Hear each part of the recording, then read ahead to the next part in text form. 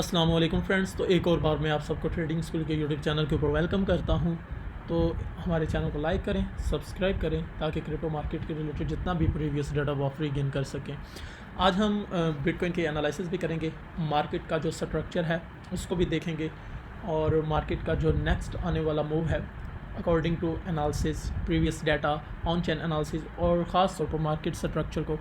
और इसी के साथ अगले जो अभी ये जो वीक स्टार्ट हो रहा है, इस वीक में कौन कौन सी हाई इम्पैक्ट न्यूज़ हैं उसका हम मुतालिया करेंगे। चलें थोड़ा सा मैं मार्केट स्ट्रक्चर के बारे में आपको बताता हूँ। पहले जब भी अगर आपको याद हो तो मैंने रिसेंटली 8-10 वीडियो तकरीबन पिछले 12-13 दिन से, इवन के 15 दिन से मार्केट में मैं आपको मुसलसल बिटकॉइन के ऊपर वीडियो डाल रहा हूँ, जिसमें जब BTC 82,000 84,000 के रेंज में था और मैं आपको 92,000 एंड 96,000 और थर्ड रेंज जो मैंने आपको बताई थी वो 100K की थी। ठीक है, ये तीन मैंने आपको प्रेडिक्शन की थी और इससे पिछली तकरीबन 8-10-12 वीडियो जितनी भी हैं वो सारी की सारी इस एनालिसिस के ऊपर मबनी है। आप उनको जाके लाजमी वॉच करें, ठीक है।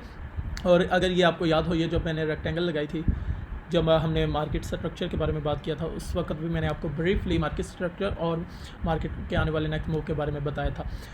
चलें खैर, मैंने जब भी आपको कहा था कि आपने चार्ट ओपन करना है तो आपका क्विक व्यू आपको बताना चाहिए कि मार्केट में कौन सा एक ट्रेंड है। ठीक है, अगर ओवरऑल बात की जाए तो मार्केट में एक बुलिश ट्रेंड है। ठीक है, और अगर मार्केट के स्पेसिफिक जोन की बात की जाए, मैंने ये जिस तरह लेवल मार्क किए हुए, तो मार्केट एक जब मार्केट ने रेक्टेंगल को ब्रेक किया, इस सेंस में भी ये बुलिश है। और दूसरा, अब इसको थोड़ा सा और कंडेंस करते हैं, ठीक है, और ये अगर दो लेवल लगाऊं तो हम देख सकते हैं कि मार्केट इसमें अगेन कंसोलिडेट करना शुरू होगी। जिस तरह मैंने इधर आपको बताया था, हर तेज़ी के बाद एक मंदी का सेशन होता है और हर मंदी के बाद एक तेज़ी। ठीक है, हर तेज़ी के बाद एक मंदी और हर मंदी के बाद एक तेज़ी। जब मार्केट मानो कि एक अच्छा पंप डंप कर जाती है, उसके बाद मार्केट थोड़ा सा रेस्टिंग हालत में जाएगी, जिसको कंसोलिडेशन फेज़ या चॉपी मार्केट कहते हैं। इसी तरह अब देखें, जिस तरह ये हमारे पास 9-10 दिन का फेज़ था तो मार्केट ने उसके बाद अच्छा खासा हमें मूव दिया। लेकिन अब अगर हम नोट करें तो इस कैंडल से लेकर इस कैंडल तक लास्ट तकरीबन 4 दिन 12 घंटे हो चुके हैं, मार्केट अपने कंसोलिडेशन फेज़ में है। यानी कि मार्केट कह लो कि एक रेंज है 91,500 और उसके बाद है 95,600 के रेंज में घूमना शुरू हो चुकी है। अब इसके बाद जो इवेंट्स हैं उनका हम देखेंगे कि आगे क्या इम्पैक्ट पड़ता है। अब लेट्स सपोज अगर ये वाला एरिया ब्रेक होने के बाद अपसाइड क्लोजिंग मिलती है तो यकीनन अब विशियसली हम फिर 96,000 के अप्रोक्सीमेट पास तो आ चुका है, अब हम 100K का ही वेट करेंगे। लेकिन अगर ऐसा नहीं होता, जिस तरह अब इकोनॉमी कल जो न्यूज़ हैं वो भी कह लो कि हार्श इम्पैक्ट डाल रही हैं, और इसी के साथ साथ जो कनाडा का है वो फेडरल इलेक्शन है सुबह, उसके ऊपर भी हम बात करते हैं। अगर ऐसा नहीं होता, मार्केट इस लेवल को तोड़ती है, तो इस लेवल को तोड़ने के बाद रीटेस्ट करके सेकंड उसके पास अगेन 86,000 की रेंज आ जाएगी। अगर इस रेंज को भी ब्रेकआउट करती तो फिर ये सारी की सारी लिक्विडेशन जो इस रेक्टेंगल के नीचे जनरेट हो चुकी है, मार्केट इसी लिक्विडिटी को उठाने के लिए आएगी। ठीक है, तो ये हमारे पास मैटर करता है कि मार्केट में इकोनॉमिकल जो न्यूज़ हैं वो कैसा इम्पैक्ट डालती है। तो 82,000 इवन हमारे पास मोस्ट इंपॉर्टेंट 82,000 एंड 86,000 अगर इकोनॉमिकल न्यूज़ जो है वो नेगेटिव आती हैं। और दूसरी बात, अगर हम देखें तो प्रीवियस लो जब भी टूटता है तो break of structure, this is also type refer SMC smart money concept की तरफ और मार्केट स्ट्रक्चर के बारे में।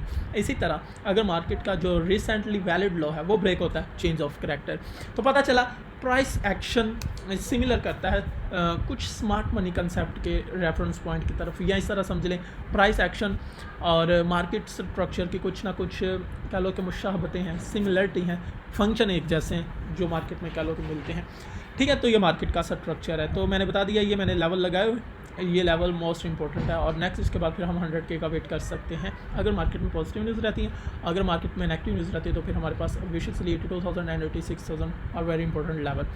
इसके बाद अगेन हम थोड़ी इस न्यूज़ को रीड आउट करते हैं, फोरकास्ट देखते हैं चीज़ों का।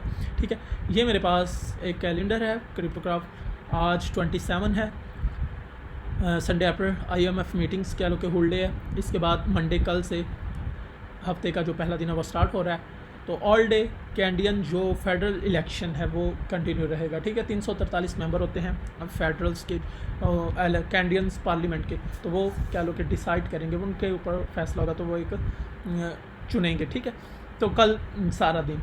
इसके बाद ट्यूसडे अप्रैल 29 को 7 PM के ऊपर US जॉब्स जॉब ओपनिंग का डाटा आएगा और कंज्यूमर कॉन्फिडेंस। इसके बाद बुध वाले दिन वेडनेसडे अप्रैल 30 को 6:30 AM के ऊपर ऑस्ट्रेलियन CPI रिपोर्ट आएगी, क्वार्टरली और ईयरली।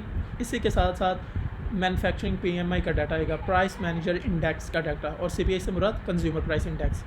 इसके बाद उसी दिन शाम 5 बजे 5:30 के ऊपर पाकिस्तानी टाइम के ऊपर US एडवांस GDP Q का डाटा आएगा, और इसी के साथ साथ अनएम्प्लॉयमेंट कॉस्ट इंडेक्स का डाटा आएगा।